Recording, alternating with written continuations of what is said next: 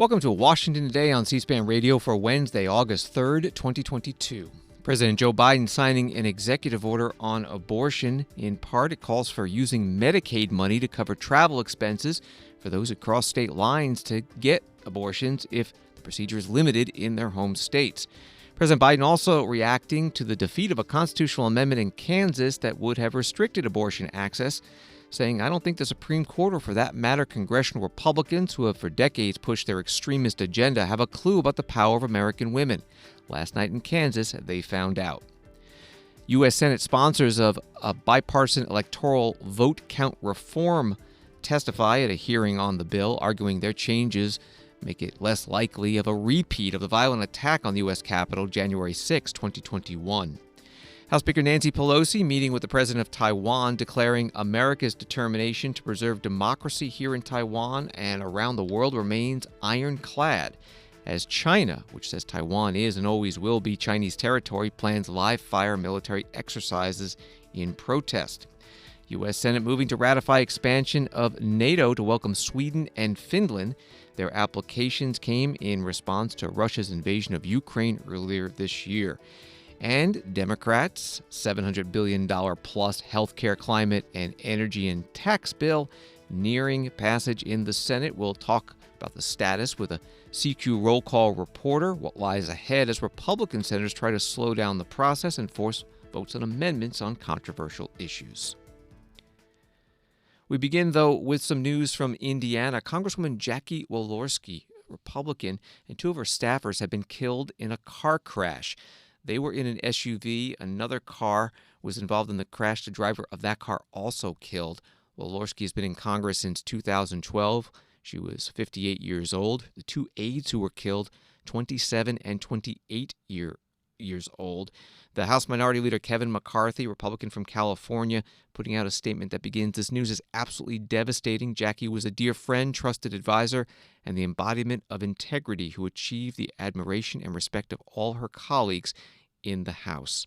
Speaker Nancy Pelosi, traveling in Asia, has ordered the flags at the U.S. Capitol to be flown at half-staff, according to her spokesman.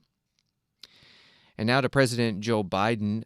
He made an announcement on abortion, a word about his health. His physician, Dr. Kevin O'Connor, says the president has tested positive again for COVID-19 today, but continues to feel well, and he's still experiencing an occasional cough, but less frequently than yesterday.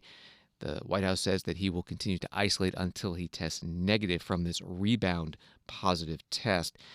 The president, though, taking part in his newly created interagency task force on reproductive health care access. This executive order also helps women travel out of state for medical care. Secretary Becerra is going to work with states through the Medicaid to allow them to provide reproductive health care for women who live in states where abortions are being banned in that state. The executive order makes sure health care providers comply with federal laws so women don't face delays or denials of medically necessary care. And this executive order advances research and data collection to evaluate the impact of this reproductive health crisis it's having on maternal health and other health conditions and outcomes. This executive order builds on the first one I signed last month that created this task force in the first place. And that also will help safeguard access to health care, including the right to choose and contraception. Promote safety and security of clinics, patients, and providers. Protect patients' privacy and access to accurate information. President Biden taking part virtually to his first meeting of the interagency task force he created on reproductive health care access. Vice President Kamala Harris chairing the meeting in his place. Also there, several cabinet members, including the Health and Human Services Secretary Javier Becerra, the Attorney General Merrick Garland, and Dennis McDonough, the Veterans Affairs Secretary. From the Kansas City Star, this article, "The right to an abortion will remain in the Kansas Constitution." In the first ballot test of abortion rights in a post-Roe America, Kansas voters turned out in historic numbers to overwhelmingly reject a constitutional amendment that would have opened the door for state lawmakers to further restrict or ban abortions across the state. President Biden putting out a statement after Tuesday's vote that reads, "This vote makes clear what we know. The majority of Americans agree that women should have access to abortion and should have the right to make their own health care decisions." And during the president's remarks today at his task force meeting, he mentioned the Kansas vote. With a record turnout, voters of Kansas defeated a ballot initiative to remove the right to choose an abortion from the Kansas Constitution. It was in the Kansas Constitution. They're trying to strike it and eliminate it from the Kansas Constitution. In a decisive vote, in a decisive victory, voters made it clear that politicians should not interfere with the fundamental rights of women. And the voters of Kansas sent a powerful signal that this fall the American people will vote to preserve and protect the right and refuse to let them be ripped away by politicians. And my administration has their back. President Joe Biden.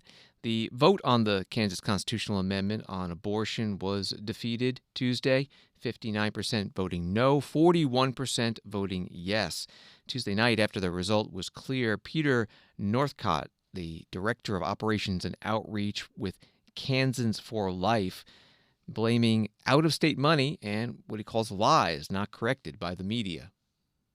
Our opposition, the abortion industry, used its millions of dollars in out-of-state funding, 71% of the funding, to perpetuate a lie that women would be harmed, and in some cases they would die because of the passage of the Biden vote amendment. This is categorically false. Yet, they were successful in sowing that lie. And many in the media failed to call out these lies. Peter Northcott with Kansans for Life Tuesday night. More from the article at the Kansas City Star. The vote upholds a 2019 Kansas Supreme Court ruling that, in response to an attempt to ban a common second trimester abortion procedure, said Kansans had a right to bodily autonomy and therefore the right to terminate a pregnancy. Another closely watched contest from Tuesday, Congressman Peter Meijer, Republican from Michigan, who had voted to impeach former President Donald Trump, was defeated in a primary by John Gibbs, who was endorsed by former President Trump. The vote there was 52 to 48 in Gibbs' favor. Today, Republican Congressman Adam Kinzinger of Illinois, a member of the January 6th committee, criticizing the DCCC, Democratic Congressional Campaign Committee, for spending hundreds of thousands of dollars on ads supporting John Gibbs. I know you were closely watching these primary elections, as we all were last night. You called it disgusting here on this program that Democrats were helping elevate election deniers in the hopes that they would be easier to defeat in a general against a more moderate Republican. One of the moderates in the race is Peter Meijer, lost his primary. What's your reaction? Yeah, I mean, it's you know, if Peter's opponent wins and goes on to November and wins, the Democrats own that. Congratulations. I mean, here's the thing. Don't keep coming to me asking where are all the good Republicans that defend democracy, and then take your donors' money and spend $500,000 promoting one of the worst election deniers that's out there. I mean, you know, the DCCC needs to be ashamed of themselves. Thankfully, some members of Congress, Democrats, have spoken out and said they're disgusted. I respect it. I have spoken out against the National Republican Congressional Committee many times when they've done things I've disagreed with. And there are also people that say, well, this is just politics, how cynical that is. And that's why I think Americans are just sick of both parties, to be honest with you. Congressman Adam Kinzinger, Republican from Illinois, on CNN today. John Gibbs, winner of the Republican primary in Michigan's 3rd Congressional District, received a congratulatory call on Tuesday night from former President Donald Trump, whom he put on speakerphone before hanging up. That's excellent. Yes, sir. Your endorsements have a really, really good record.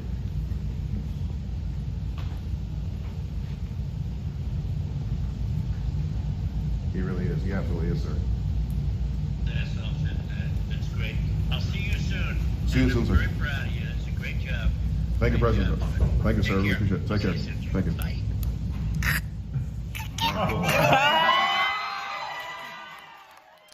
John Gibbs, winner of that Republican primary in Michigan's 3rd Congressional District, speaking with former President Donald Trump on the phone Tuesday night. John Gibbs will be facing Democrat Hillary Schlatten, in the general election, she ran uncontested for the nomination. A bipartisan U.S. Senate bill to change the law on how electoral votes are counted by Congress in a presidential transition got a hearing today with testimony from the sponsors. ABC News writes that the Electoral Count Reform and Presidential Transition Improvement Act would raise the threshold for lawmakers to raise objections to state electors. Under current law, one House member and one senator are needed to raise an objection. In their proposal, 1/5 of the House and the Senate would be needed to object. The measure would also clarify the role of the vice president as purely ministerial after debate over whether former Vice President Mike Pence had the authority to unilaterally change, reject, or halt the counting of electoral votes. Here is Senator Susan Collins, Republican from Maine, one of those sponsors of this bill before the Senate Rules and Administration Committee. It is a great pleasure to join you this morning to testify on the legislation that a bipartisan group of senators has written to reform the 135-year-old Electoral Count Act, the archaic and ambiguous law that governs how Congress tallies each state's electoral votes for president and vice president. In 4 out of the past 6 presidential elections, the Electoral Count Act's process for counting electoral votes has been abused, with frivolous objections being raised by members of both parties. But it took the violent breach of the Capitol on January 6 to really shine a spotlight on how urgent the need for reform was. Over the past several months, a dedicated bipartisan group of senators has worked very hard to craft the legislation before you, united in our determination to prevent the flaws in this 1887 law from being used to undermine future presidential elections. Senator Susan Collins, Republican from Maine, a witness before the Senate Rules and Administration Committee. Sitting beside her, the Maine Democratic sponsor of the bill, Joe Manchin of West Virginia. The Electoral Count Act was originally passed into law in 1887 and was a valiant but clumsy effort, very clumsy effort to ensure that another presidential election like the 1876 contest between Rutherford B. Hayes and Samuel J. Tilden never happened again. As the members of this committee know, the 1876 election was a disaster. It was absolutely a disaster. Neither candidate received an electoral majority, and multiple states presented serious controversies by submitting dueling slates of electors to even add to the confusion, following an informal deal that was struck with Southern Democrats, that effectively ended Reconstruction. Hayes was eventually named president, but the vulnerability of our democracy was truly revealed. Following 2 other close elections in 1880 and 1884, and numerous failed attempts at reform, Congress finally passed the Electoral Count Act of 1887. But as we saw on January the 6th, 2021, a lot of the fixes established by the original Electoral Count Act are not merely outdated, but actually serve as the very mechanisms that bad actors have zeroed in on as a way to potentially invalidate presidential election results. As I am sure that you'll hear from the panel of distinguished experts who will testify before you today, the time to reform the ECA is way past due, way past due. The time for Congress to act is now, as Senator Collins just said before this Congress adjourns. Senator Joe Manchin at today's Senate Rules and Administration Committee hearing. The Hill newspaper reports that the chair of the committee, Amy Klobuchar, Democrat from Minnesota, and the committee's vice chair, Roy Blunt, Republican from Missouri, advised this group as they were putting together the legislation. And with Blunt's support, the bill would have enough votes to surpass the 60-vote threshold in the Senate.